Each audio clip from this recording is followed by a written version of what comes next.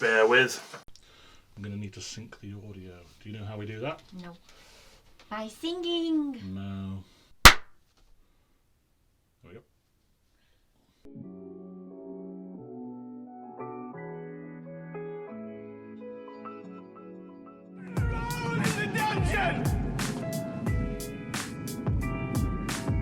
That's all you want to know.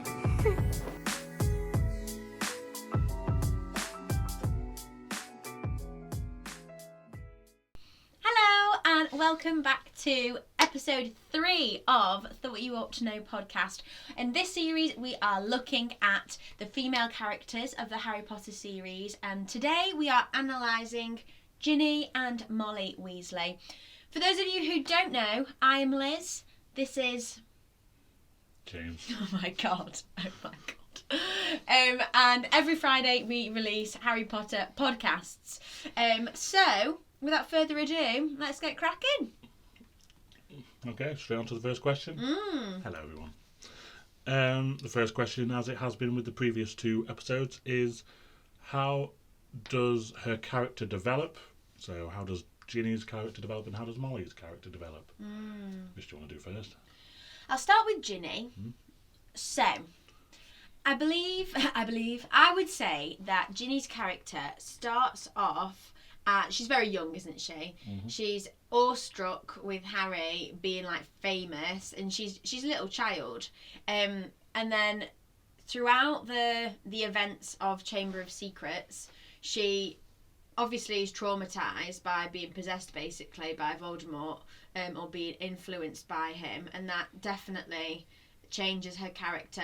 I don't know whether she was always resilient, but I feel as though that made her resilient, or more resilient. And then towards the end of it, when her and Harry start seeing each other in the Half-Blood Prince, you could definitely tell she was raised around a lot of boys and men. She's very boisterous, she's very confident. She's got a lot of similarities with Harry in terms of like playing Quidditch. She's very intelligent, and I think she personally, for me, in the books, she's one of my favourite characters. But we're going to get onto the films shortly. But I think you see quite a big character development from being a child to a really confident young woman. Mm-hmm. What do you think? Yeah, I agree. I think she has one of the biggest character developments, for the reasons you said, really. You've covered a lot of that. I think after the whole Tom Riddle diary debacle, she grows into quite a confident witch, a very, seemingly accomplished witch, in Dumbledore's army. She's quite a prominent figure of it. She outshines her brothers, including her older brothers in it. Yeah. She's Harry's right hand in Quidditch as well, so she has a lot of different things on her, many different strings to her bow. That's the right word. I should have had a coffee.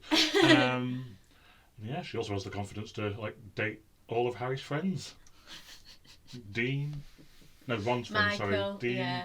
Not really Michael, she does, but Neville goes to the ball with Neville. Yeah. Dates, marries, and has kids with Harry. It's just Seamus she doesn't really and dabble with. Yeah. But I think we're always we're comparing her as a character to her brothers, to the trio, the main trio. And I think we forget to think actually she's the youngest. She's a year below one of her best friends, who is Hermione. And she can hold her own against Hermione as well, in terms of spells. The fact that she was literally in the Order of the Phoenix, she goes into the Department of Mysteries. Her and Luna. Yeah. Both younger, but... Yeah, but they're able to, they must be very, very talented. At what age would that be? 13, 14 or something? Well, they'd be 4th year. Yeah. So you're 14. Crazy. So she's very, very talented. Yeah, definitely. Yeah, so I really do like Ginny Weasley in the books. How about Molly? See, it's interesting because in the books and in the films, I really like Molly, because she's obviously the prominent mother figure that Harry doesn't have, and she adopts him. She takes him under his wing. She's raised a wonderful family, really. On the whole, the Weasley, you just want them to be your family. It's basically like my family already, but like, you just want to be part of that, don't you? So I think she's done very, very well. She's a very strong woman. The fact that she's literally just surrounded by men, but she's the one in charge, really. Even in her relationship with Arthur. So it's really interesting seeing her like that. And then when I started to read around it in a little more depth, actually she can be quite problematic as a mom, in terms of her attitude towards her children, and potential favouritism. Oh yeah, well that's a question we have later on. Yeah. So on the whole, I really, really like Molly, and I just love Julie Walters playing her. Yeah. Yeah, she is a very prominent mother figure to Harry, and she gives him his first Christmas present, that like proper present, gives him the jumper. I think throughout the series we don't really get to see like how much ability she has, like, because she's like, obviously she stays at home a lot of the time, but then even though she does, and we don't really know how good of a witch she is, she still takes on Bellatrix and takes on other Death Eaters just to.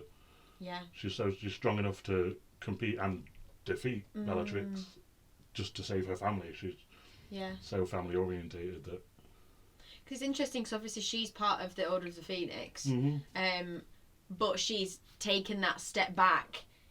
Well, is it a step back? Like, it's just a different choice, isn't it, to be a mom, in comparison to like being on the front line like everyone else, really. And then it's really nice to get to see her in those roles at like the Battle of Hogwarts, where she's able to defeat like Voldemort's right hand person. She outlasts Moody. Yeah. Okay, yeah, that's the first one. So the next question is, how does Ginny in the books compare to Ginny in the film? This was your question that you posited, so I'll let you take the lead. So as I mentioned, I really like Ginny as a character, but unfortunately, and it's not like Bonnie Wright, she's called Bonnie Wright, isn't she? It's not as though Bonnie Wright ruined it for me. But she's a child actor when she began. And I feel as though it's kind of like, she didn't I don't know whether it's the script, but she didn't have much of a chance to have as much oomph as she does in the books.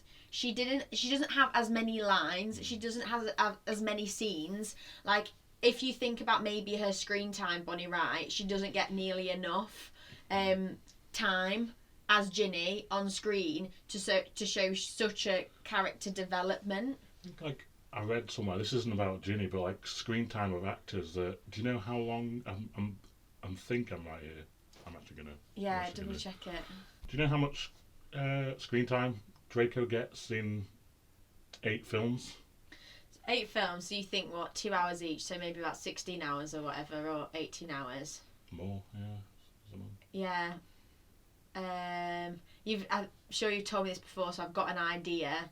Let me say an hour and 10 minutes. Half an hour. 31 minutes. So if Draco, who's a much bigger character than Ginny, is only getting 31 minutes, I don't even know what she's probably, what, 16? Yeah. So that's what I mean. Like, unfortunately, you have to cut out a lot of things in order to make it a film. And I think Ginny's character got the brunt of that. Whereas in the books, she's got so much more flavour. So unfortunately, I don't want to sound like I'm dissing Bonnie, but she wasn't able to do the character justice. But also, whenever, there's that bit where Ginny and Harry kiss for the first time, it makes me cringe. I feel awkward. All of the kisses are. I don't know if that's her or Daniel Radcliffe, because the Cho one's not much better. It's like, you're like, stop.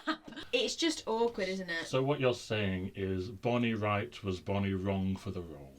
Yes. Very clever. Yeah, I know, I agree. I just, I think her, like, delivering lines is a little bit... Wooden. Yeah. And there's one line that I love. Open up, will you? Is awful. Open up, will you? And then it's the only line that I like her delivering is "Shut it!" when she actually see her being like a sister among like 7 brothers or 6 brothers. Yes. What do you think? Oh no, yeah, I think it's one of those situations where they cast her at 9, 10 years old. Yeah, she looks so great. she's kind of stuck into it at 16, 17, and I don't know if she might be committed to the acting world. But yeah. Is she anyone's niece? Was it a bit of nepotism? Bit of nepotism, maybe. Yes, I think some of the actors obviously weren't as strong as the others as child actors go. And she was not on the top of the list. Yeah, but yeah. Sorry, Bonnie, if you're watching this. No. You're very nice, and you're part of a series that we love, and we'll always love you as part of that. And maybe you just needed more chance on screen to show your worth. More character range. Yeah, absolutely. So we'll go on to the next one, I guess, after bashing Bonnie. Who do you think... We've got 2 that are kind of in the same vein here. Who do you think is Ginny's favourite brother? Yeah. You want to go for me? I think there's 2 like answers I'll give. I think there's one answer, one definite. I think Ron. Really? Yeah. Sorry, that was the most unattractive face I've ever pulled. I didn't say Ron. No. Carry on then. Because I think she's closest to him. In age. And also probably closest to him in terms of like life, because everyone else is older. Charlie Bill obviously moved out before she's even started school. Percy's just kind of a bit of a recluse. And I think, it's a process of elimination here in that living with Fred and George must have been a nightmare. Just constantly Do you think? being... Like, yes, they are funny, and I think she would appreciate that they are funny. But they would also... You'd never feel safe in your own home without them, like... blowing it up. Yeah, or just, like, pulling pranks on you like they do constantly. So I think Ron's the safer bet here. Like, he is also funny, and then they're closer. They've shared more experiences. Obviously, they've got the connection of Harry. Yeah. She probably likes Ron because he's introduced her to Harry. Yeah, and if you do think about it, Hermione's one of her best friends. Mm-hmm. And Luna, and they're all one big group. Yeah. No, I get that. But sometimes just because you're closest with them and you see them more often doesn't necessarily like they're your favourite. So I wrote down Fred and George because they're just hilarious. So I feel as though she would find them really entertaining, but because in terms of like she doesn't see them all the time, it would be like quality content that you get with them. But is that favourite then? Or is that just... The one that you'd want to spend more time with maybe but don't get the opportunity to. And then also when I was reading up on it, there's a lot to do with like Bill. Like she sees Bill as quite like a big role model in her life, but obviously we don't get to see her relationship or really anything about Bill and Charlie. Yeah. But Charlie's not even in the film. No. That's a weird choice. Isn't it? Because he is in the books. Yeah. Quite a bit. Weddings. Yeah. And if you think about it, Ginny really hates Fleur, and is it because she really, really loves Bill, and it's kind of like you're not meeting up to my expectations of Bill's partner? Fair point. Fair point. So I was like and up, like in between those two. I think she finds Ron a bit annoying. I don't know. But is that just because they're so close? Yeah. But then favourite. The question is favourite, not closest. I guess. So next question. Sorry, I was singing. Who do you think is Molly's favourite son? Oh, okay. I don't... Yeah, I've asked this question. I don't know. No. I don't think she has a favourite. I think she might have a least favourites, but not favourites. So I think there must have been a time where she loves all of them. Yeah. So fine. Percy joins the ministry, starts believing what Fudge says when everyone else in the family, everyone good, is supporting Harry. But, I mean, Percy's there when they're trying to arrest Dumbledore, and he believes it. And it's only until his redemption in the Deathly Hallows that he finally kind of rekindles that with the family. So there must have been a time there where Percy was low on the list. Percy was low on the list. And then also the same with maybe Fred and George. Like, to say, obviously they do always just pull pranks and stuff. It probably doesn't hurt her favouring them too much, but then they ended up dropping out of Hogwarts to start a joke shop, and it's like, I don't know how safe she was in thinking, like, of her two sons, Yeah, so maybe there was a time when they were lower on the list as well, but yeah, I think she's one of those people who just loves the whole family because she's just that way inclined. She's the mother figure, isn't she? I agree completely. I think she loves all of her children, and ideally equally. And I appreciate what you're saying about Percy. There's 2 points, but consistently on the bottom of the list, I would say, is Fred and George. Like, bottom of her not priority list, but you get me. So Fred, George and Charlie have both gone into careers that she didn't really want for them. I think she wanted them to follow in maybe Arthur's footsteps of like being in the ministry. That's why she was so proud of Percy. There's also like, is she proud of Percy or is she just proud of Percy's achievements? Because what he's become as like an actual person, maybe she didn't actually like. So he was prefect, which was great. Then he went to the ministry, etc. So there's that element of Fred, George and Charlie that it's kind of like, ooh, maybe not best pleased with. But then think about potentially Ron as a favourite, because there's certain situations where we know money's tight for the Weasleys, and we're going to get onto that shortly. But in the Chamber of Secrets, she buys Ron all of his books new, and including the whole new Lockhart set, and makes Ginny get it second hand. So much so that Harry then gives his Lockhart set to Ginny, because he kind of feels sorry for her. So there's that kind of time when you're like, maybe it's Ron. But on the whole, the reason why I think Fred and George are least down, is because she cares about her children's achievements, and they haven't really provided much apart from entertainment for the family. So there's one part of the books where Ron gets his prefect letter through, and then she's like, yay, that's everyone in the family. And then Fred and George are like, so what are we, next door neighbours? So she completely like forgot about those guys, and they must feel so rejected, like, cheers, Mum. Thanks. So that's why I feel as though it could be Fred and George that are low on the list, even though they're my favourites. So the next question is, did Molly and Arthur keep having children until they got a girl? Yeah.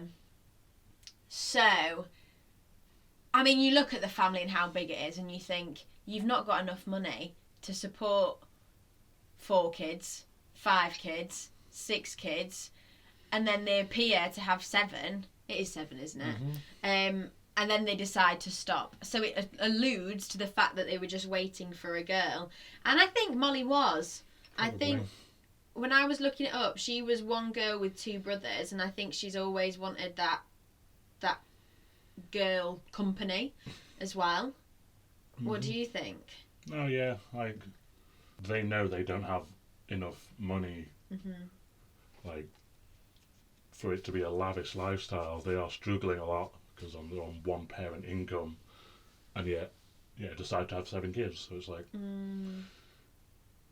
why would you, unless you were doing it for a specific reason? And it does seem like very much 6 boys and then 1 girl. And then why does she need a girl so much? Like, if you try and think about, like, is she scared that all the boys will go get married and, like, leave, whereas Ginny usually daughters stay closer with their mums so she doesn't feel as left alone. Maybe. Yeah, I'm not. I'm just, spitballing ideas. I'm not too sure. But it seems pretty obvious, doesn't it? Yeah. Let us know what you think. Yeah, so write in the comments below the video or the podcast, like, do you agree? Do you disagree? And actually, the bigger the family, the better. Do you know other people, like families that have done that as well? Have they got reasons for doing that? Let us know. Okay, so the next question's a bit of a side one. That's not just Ginny and Molly, but it's so how are the Weasleys poor? Really? You've always said this, haven't you? Yeah, because I've always had a very interesting knowledge. I've just always been like, why? Like, this is a magical world. I don't really know how salaries work. We don't really know what a ministry's wages. Yeah, I don't know what Arthur's wage is. But yeah, and like, I don't fully understand why Molly doesn't work. She's a housewife in a world that doesn't need housewives. like in the Harry Potter world, like here in the real world, it makes sense because you need that person at times in certain situations to be at home, look after the kids, clean the house, make sure everything's just in working order. All the kids for 10, 11 months of the year are out of the house. It's boarding school, isn't it? They're at Hogwarts. And we've also seen at the Burrow, they use magic to clean everything. So what is she doing the rest of the time? It's like, I get it maybe for the month or so that they're all there. You never know. It takes a long time to knit 12 jumpers every year, James. I guess, but does it? Could she not magic? Could she not magic that? Because she was like, you see, can't you? She's not even knitting. Yeah. It's the needles. So, like, the kids aren't there. So is she just in the house 10, 11 months out of the year doing F all? It's like, yeah. While Arthur's out working, it's like, I would like to genuinely know the reason for it, like, because obviously they don't really go into it. It's like, yeah, she's just stays at home, but yeah. Why? So why the Weasleys poor? You would say it's because Molly's not bloody working. She's a lazy, work shy. She's a, but yeah, so they're like surviving on a one parent income. But they don't need to. Poor love. It's just odd. They never really go into a full explanation. And especially when you think about it, and there's never anybody in the house for her to be looking after. She's having to look after the gnomes and those pesky garden gnomes. True, They're a bit naughty. maybe it's just and the gnomes. ghouls in the attic. Yeah. So I thought this question was literally based on the wizarding world, like how can anybody be poor? So I took it like that. And I was like, because surely you can just magic up some money, or you can magic up food, or you can magic up this, or you can accio this, etc. But when I looked into it, in an interview, J.K. Rowling says that something that you magic up from air isn't permanent. It can't be long lasting. Well. Yeah, because that made me think. Oh yeah, really. Like if you think about it, you can't just like magic up because it has to come from somewhere else if it's something permanent. And then obviously if you're accioing something or you're taking something magically from elsewhere, it's like theft, isn't it? And theft is wrong, as is murder. That's why Voldemort is so bad, because he's going out murdering. So there's still those standards of theft and stealing. So now I truly understand why there's no money in the Weasleys, because I think by the sounds of it, Arthur will have a pretty good wage because he works at the ministry. I mean, obviously he's having to use that one wage to feed 7 kids. But also maybe they're in debt as well. There was mentions of that when I was doing research, from having to get loads of books and things. I was looking into it as a side note of why they are poor. Why are the Malfoys rich? Because they're both purebloods. Yeah. Also, how are the Weasleys purebloods still? Because that's a very incestuous thing. But then they're very much for the advocation of like Muggles anyway. But they're still purebloods. Where down that line? How are they still so pure? How are they still? Yeah, it's very.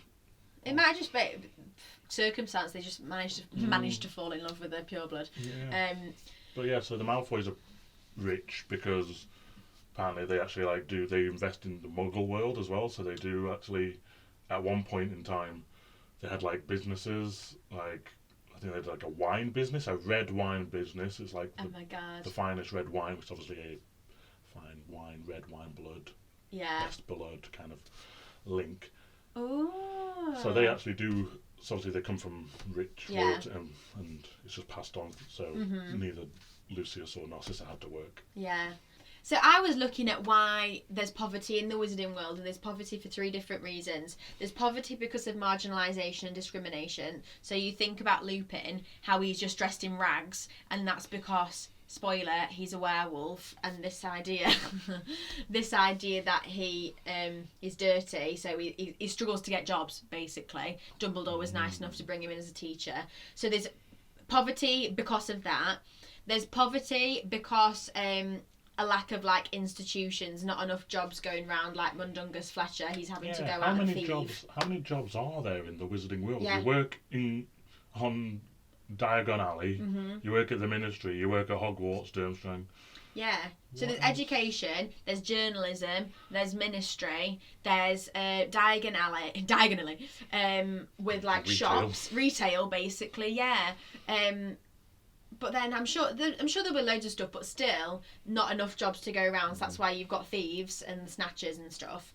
And then also you've got like a lack of substance. There's not enough stuff to go around, like with the Weasleys. What's happened there? So that's the 3 kind of elements as to poverty in Hogwarts. Well, and just in the Wizarding world. Yeah. That's why they're poor then. Poor loves. We've answered it, so you don't have to. Next, what are your favourite quotes from either or? Yeah. Do you want to go first? So I bet we've got the same one. I don't. Oh yeah, for Molly. No, but okay, go. I don't know if it's in the book, but like I mentioned before, I love it when Ginny Shut it. is able to shut up everyone in Quidditch. Harry's a bit like, excuse me. She's like, shut it! Because she's used to it with how many guys are in the house. So I love that one. It's really boisterous. I also really like when she basically is brave enough to sort of stand up to Harry when he's like, woe, he's basically sometimes a bit like, woe is me, I'm the chosen one. I am the chosen. I love that line that he delivers there. And she, what did she say? Let me get it up. So she says, well, that was a bit stupid of you, seeing as you don't know anyone but me who's been possessed by you-know-who. So the kind of thing that she knows Harry's situation, she's also been through that, and that's not what a lot of other people can say, and I think that's why they do get on really nicely as a couple. Their couple, I ship Harry and Ginny in the books. In the films, I'm crying. I'm like... Fair enough. Yeah, so they're mine from Ginny. And I love the fact she loves pygmy puffs. 10 out of 10. I'd be friends with Ginny. I am Ginny. That's my Ginny's. Fair enough, yeah. I've got the thing about growing up with Fred and George is that you sort of start to think anything's possible if you have enough nerve. Oh, I like that. Which is good, yeah, because they do instill that in you. That they kind of just do it and get on with it. And am I going to get expelled? Potentially. Do I still want to do it? Yeah. It's going to open up a joke shop if. Yeah. That's do really what nice. they want to do. They don't bend to people's rules. They are headstrong, and I love them. we love them. Yeah, that's my. Is that one quote for Ginny? You couldn't. Yeah. I also like the. I'm not wearing that. It's ghastly. Yes, it's ghastly. The fact that everyone's there like, oh my god, it's mine. Fab. And then for Molly, I don't think this is in the books, but you know when she kills Bellatrix, that's one of my favourite lines. Not my daughter, you bitch. Yeah. I'm like, yes! I think it is in the books, isn't it? Well, when I was looking up the quote, I think it is, because that's when you're like, yes! Yeah, no, it's like, yeah, I feel Yeah, it is. iconic quote. Let us know, I think it is, but I wasn't... The books are there, we could just get Yeah, that's true. So that's one of my favourites. And then there's also like when she's talking to Fred and George, and she basically like, right, look after yourselves, don't blow up any toilets. Yeah, and Fred, yeah. We've never blown up a toilet. That's a really good idea now, thanks mum. Is basically what they say. I just love the relationship with Molly and with the twins, because even though... My next one for Molly's about the twins as well. Go on. Just because you can use magic now doesn't mean you have to whip your wands out for everything. Yeah. It's just funny, isn't it? Whip your wands out for everything. It's very, very northern mother almost. Yeah, yeah. And also kind of like reflecting the human world of like men like mansplaining or like manspreading, like just because you're a man doesn't mean you have to like mansplain everything all the time, kind of thing. I like that. Yeah, my other one was the one that you said earlier about the prefects and the badgers. Yeah, it's funny. What are we, isn't next it? door neighbours? Yeah. So the last question. Mm-hmm. What do you think happens after the events of the book? Well, again, if you look at Cursed Child, you see that Ginny is still with Harry, and they've got a child. I mean, you knew that from the last film, actually. Yes. Yeah, but I don't know. I feel as though Ginny goes into Quidditch. I feel that she goes down the sports route. I've not looked anything up. Yeah. No, does she? Yeah. Oh my god! Sorry. Yeah, it's like I need earmuffs. So tell me, what happens to her? So she plays for the Holyhead Harpies Yeah. as a professional, and then at some point she retires, but then she goes into sports journalism. She becomes a correspondent and writes for the Daily Prophet alongside Rita Skeeter, actually. My other favourite. They have a bit of beef. Jesus. Oh no, yeah, that's really it. But I want to know, yeah, so like we don't really know Arthur's salary. Yeah. I wonder what a Quidditch player's salary is. Like, It'd be like footballers, wouldn't it? you think it's like think- you think it's as good as footballers' I think salaries? it's more. Like, you think it's more than? Yeah. It's the biggest sport in the in the wizarding It's the world. one sport in the wizarding Exactly. world. That where all the money's I don't know, going. yeah, but so I don't think they'd have. I don't know if They it would would. be as much. They would. But does that mean then when Crumb comes to He is a billionaire teenager. Yeah, he's playing. That's why all the girls are running after So him. why would he even bother doing it if he's a? That's why I don't think it is, because if he was like earning millions, why would he bother putting his thing in the School, yeah. thing in his Because goblet of fire? He could just wants, get paid for playing Quidditch. because he wants more glory. There's more glory. He wants more fame. But he doesn't seem that way inclined. He seems quite nice. Yeah, he does. He seems more humble. I think he's pressured by his family and Karkaroff. Yeah. Anyway, that's a big tangent. No, but it's interesting. I love this because I never look up stuff. So this is what I But I think, know and everything. then you, yeah. So you know. Molly, I think she goes to work. I think Molly finally gets a job. No, she's going to be grandma. She's going to be looking after all kids. Yeah. I mean, I couldn't actually. I don't actually know anything about her afterwards. There isn't anything really. I think. Much, so I don't think. Grandkids. Yeah. I think she makes her own knitting range for jumpers, and she gets a shop next to Fred and George's joke shop. Yeah, she just. And she's happy. Yeah, she's a grandmother. Yeah. Absolutely. Yeah. Perfect. And that's the end of that, really. So I really enjoyed this episode. I don't know about you guys, but I thoroughly enjoyed talking about this. Maybe because the Weasleys are like one of my favourite families ever. So that's why I really enjoyed it. So if you guys did also enjoy it, please give us a thumbs up. It gives us an indication what kind of content you like from us. Comment down below on your answers as well. We've loved people in the past that have done that. Thank you so much. And subscribe to the Chanel channel. For next week's videos on Fridays for Potter content. And we're looking at the love interests. We are looking at Fleur, Cho Chang and Lavender Brown. Let's do this. Fabulous, and have a wonderful week. Thought you ought to know.